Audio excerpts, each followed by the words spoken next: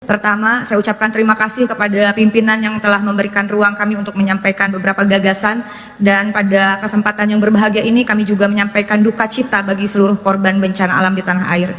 Dalam paripurna ini perkenankan kami menyoroti persoalan rencana kenaikan PPN 12%. Kementerian Keuangan berencana naikkan PPN 12% pada 1 Januari 2025. Argumentasinya karena perintah pasal 7 Undang-Undang Nomor 7 2021 tentang harmonisasi peraturan perpajakan. Dengan segala hormat, amanat pasal 7 harus dipahami secara utuh. Jangan hanya diambil pasal 7 ayat 1 yang berbunyi pada huruf B sebesar 12% mulai berlaku paling lambat tanggal 1 Januari 2025. Sesuai dengan pidato Ibu Ketua DPR tadi yang menyatakan bahwa DPR adalah mitra konstitusional pemerintah, maka keputusan PPN 12% penting menggunakan pertimbangan konstitusional keadilan sosial bagi seluruh rakyat Indonesia yang jelas merupakan komitmen Presiden Prabowo disampaikan pada pidato pelantikan 20 Oktober 2024. Dengan segala hormat, mari kita baca dan hayati pula pasal 7 ayat 3. Tarif pajak pertambahan nilai sebagaimana dimaksud pada ayat 1 dapat diubah bukan hanya paling tinggi 15%, tapi bisa juga diubah paling rendah 5%. Dalam penjelasannya disampaikan juga bahwa keputusan naik tidaknya harus mempertimbangkan perkembangan ekonomi dan moneter serta perkembangan harga kebutuhan pokok setiap tahunnya. Pidato Ibu Ketua Umum dalam penutupan masa sidang pertama DPR RI kali ini telah mengingatkan persoalan fiskal moneter dan kehidupan masyarakat yang sedang tidak baik-baik saja. Terjadi PHK massal, dan kemudian juga deflasi selama kurang lebih 5 bulan berturut-turut yang harus diwaspadai berdampak pada krisis ekonomi serta adanya kenaikan harga kebutuhan pokok. Sementara pertimbangan untuk dana pembangunan, saya sangat berharap pembangunan infrastruktur wajib dengan skala prioritas yang memengaruhi hajat hidup orang banyak. Inovasi dan kreativitas mencari sumber anggaran negara yang tidak membebani pajak rakyat dan membahayakan keselamatan negara.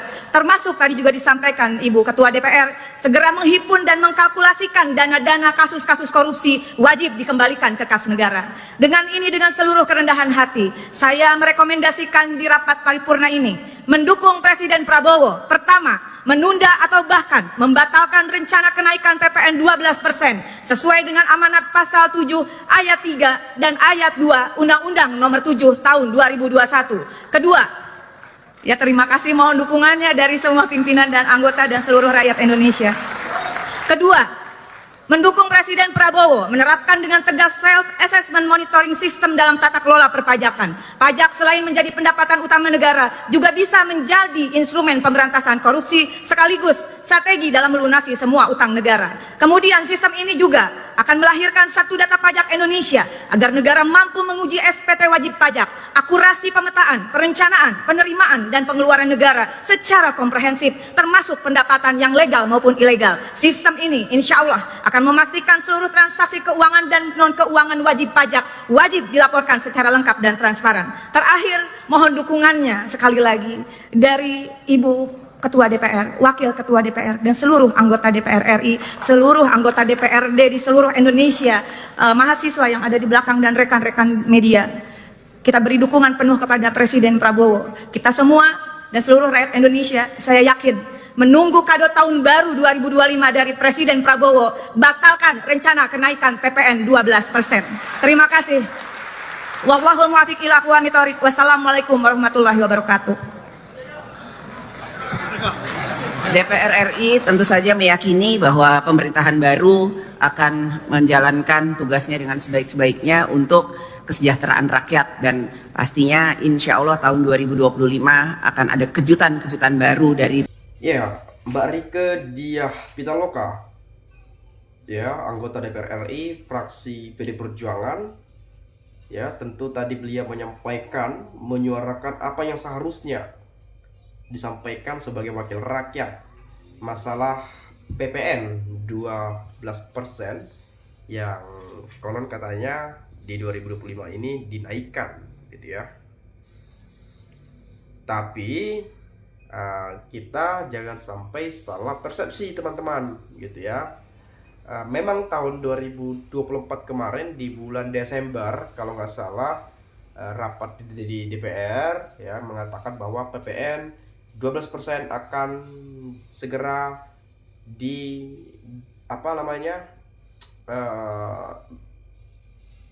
dilakukan langsung di tahun 2025. Jadi banyak mengatakan rakyat yang ini itu dan lain-lain ya, tapi jangan salah pengertian dulu ya. Kemarin Pak Dasko gitu ya mengatakan bahwa pajak atau PPN 12% itu untuk mereka-mereka yang misalnya beli barang mewah atau mungkin apa namanya ya, semacam ya orang-orang kaya lah gitu ya. Kalau kita masyarakat bawah mungkin nggak bakal kena juga itu, karena kan ini perihal semacam ya, kalau misalkan beli barang mewah yang harganya sekian miliar misalnya, sekian ratus miliar misalnya, dipajakin misalnya, seperti itulah kurang lebihnya ya. Tapi saya nggak tahu sih sebetulnya ini dalam bentuk barang apa dulu nih. Apakah ada ya semacam apa namanya, itu dikenakan pajak ketika pembayarannya di atas 1 miliar misalnya, baru ada pajaknya misalnya kayak gitu ya. Tapi oke lah, saya nggak terlalu jauh ke sana. Teman-teman juga sudah mendengarkan tadi ya. Saya lihat di sini dari Asli Barus nih. Saya setuju pajak 12% buat barang mewah itu aja. 11% aja udah berat. Kok ditambah jadi 12%, sangat berat buat pengusaha kontraktor. PDIP makin terdepan juaranya. Gila kenaikan PPN 12%. PD Perjuangan gas terus untuk memperjuangkan kepentingan rakyat Indonesia. Koalisi pemerintah Prabowo dan Jokowi hanya gabungan mata duitan semua loh soalnya. Harapan kami hanya di PD Perjuangan. Gak salah kalau wong Jowo senang ambil partai PDIP. Anggoten tenan bela rakyat cilik. Ayus dulur kabeh ojo salah pilih wakil rakyat. Iki wis jelas. Wakil rakyat bela rakyat, PDIP salam wong brebes. Jangan dinaikkan lagi rakyat itu sengsara. PDIP partainya masyarakat kecil. Oke, sorry ya, ini mungkin partainya jadi kurang huruf I ya. PDIP partainya masyarakat kecil. Top lanjut PDIP jadi penguasa ya, agar wong cilik dilindungi. Jadi memang kita kenal PD Perjuangan ini adalah partai wong cilik, itu sudah kita kenal sejak dulu ya. Itu sudah sudah kita tahu lah gitu ya. Dan itu sampai sekarang selalu yang menjadi ciri khas dari PD Perjuangan ya, partai wong cilik ya. Jadi nggak heran kalau militannya banyak sekali gitu ya, pendukungnya banyak sekali, nggak heran kita. Dia bicara enak duduk di DPR. Kamu tahu petani pupuk mahal, nangis kalau harga tidak naik, petani tidak dapat untung. Memang DPR banyak bicara. Cari muka dulu PDIP, nanti sudah lengah ya diinjak. Pajak itu khusus orang kaya. Dia pitaloka kurang pandai, kita itu diadu domba, coba dihayati. Setuju, saya sebagai rakyat kecil. Teh Rika menolak keras. Mantap Teh Rika, lanjutkan Anda sebagai tangan rakyat.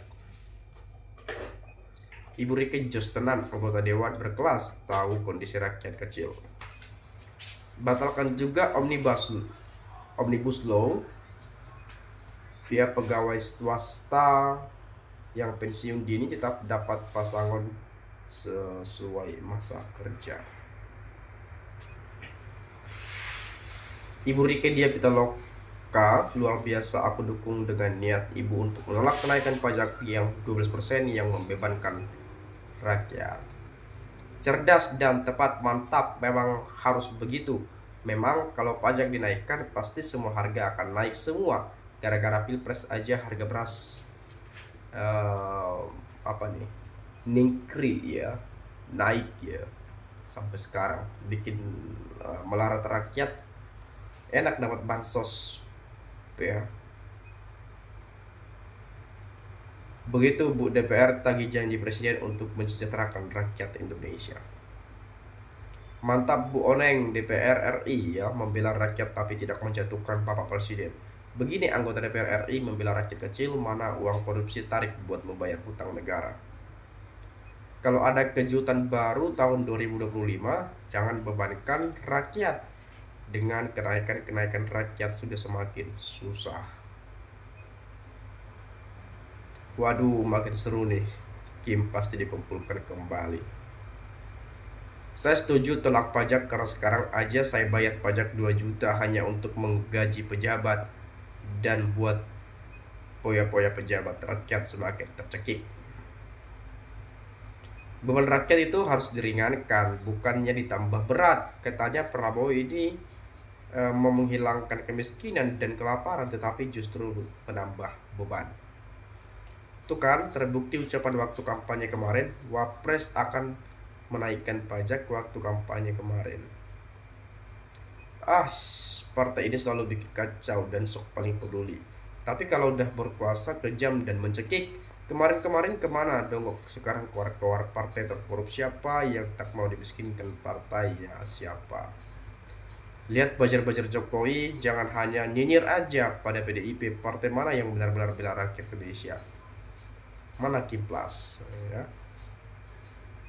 Lagian rakyat udah susah mau dibikin susah, nggak sesuai omongan lagi kampanye. Mau nyari duit dari rakyat, tuh koruptor adili biar negara sejahtera. Saya rasa sih ya kurang lebih seperti itu ya. Kalau misalkan uang koruptor itu disita ya, kayaknya kita udah maju banget Indonesia ini ya. Contoh deh kasus Timah, kasus Pertamina, apa kemarin ada lagi kasus-kasus apa namanya BLBI ya kalau nggak salah, apa lagi tuh, apa kasus masalah apa minyak atau apalah itu ya, atau misalkan ada hal-hal yang lainnya juga, ini kan segera ya, segeralah. Yang kita inginkan adalah segera sahkan RUU perampasan aset. Kok belum ada tak kunjung sah gitu ya. Malah yang duluan disahkan apa tadi yang baru-baru ini saya dengar, undang-undang TNI ya kalau nggak salah ya, yang apa tuh tahun 2004 atau berapa ya saya lupa. Dan kita berharap kalau itu disahkan dan undang-undang perampasan aset juga disahkan ya, mungkin undang-undang yang memang betul-betul yang sebagai tuntutan banyak orang ya disahkan lah oleh DPR ini ya. Dan kita berharap semuanya akan baik-baik saja di bawah kepemimpinan Presiden Prabowo Subianto. Tentunya kita juga melihat kinerja beliau dengan kabinetnya dan para menterinya gitu ya. Baru setengah tahun bekerja sudah banyak kasus korupsi yang terungkap.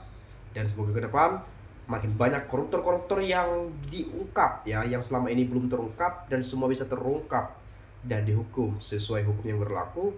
Dan itu tadi yang saya sampaikan ya, semoga perampasan aset itu segera disahkan agar aset-aset para koruptor yang sudah ketahuan ini, yang sudah keciduk ini, yang sudah terbongkar ini bisa disita menjadi milik negara, dan negara nanti bisa menyalurkannya untuk rakyat Indonesia. Itu saja mungkin, sekali lagi saya ucapkan terima kasih. Salam NKRI harga mati.